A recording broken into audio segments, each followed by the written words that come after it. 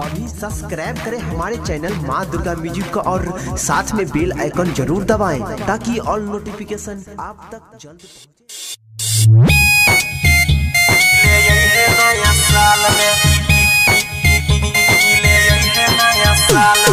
कंचन इब्राहिमपुर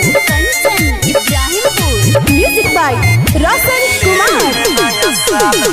चुमा लेबो साइड के देवाल में,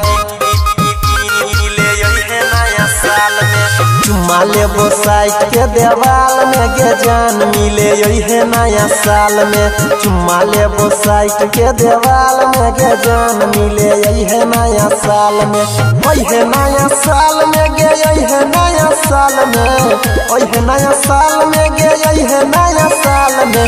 देबो गिफ्ट बन के रोमाल में गे जान मिले यही नया साल में। चुमा लेबो साइड के देवाल में गे जान मिले यही नया साल में, नया साल में। कंचन इब्राहिमपुर नया साल में म्यूजिक बाय रोशन कुमार।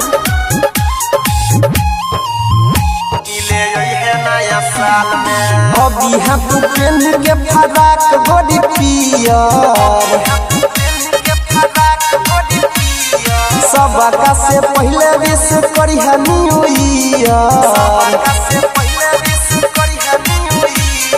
अभी है तू पहन के फराक बॉडी पियर, लाके जेबो जादव जी के टाल में गे छौरी मिले यही नया साल में।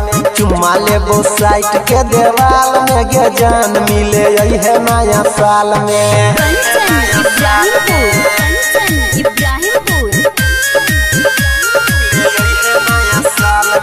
Music by Roshan Kumar.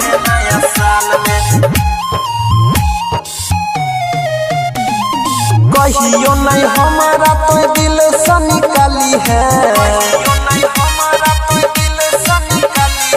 साल बदलत लेकिन कोई नहीं बदली है।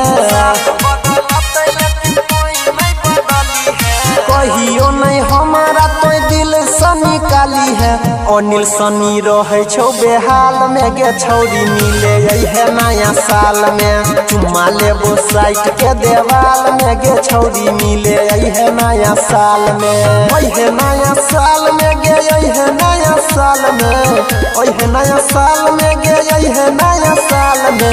देबो गिफ्ट बन के रोमाल में गे जान मिले यही नया साल में। चुमा लेबो साइड के देवाल में गे जान मिले यही नया साल में।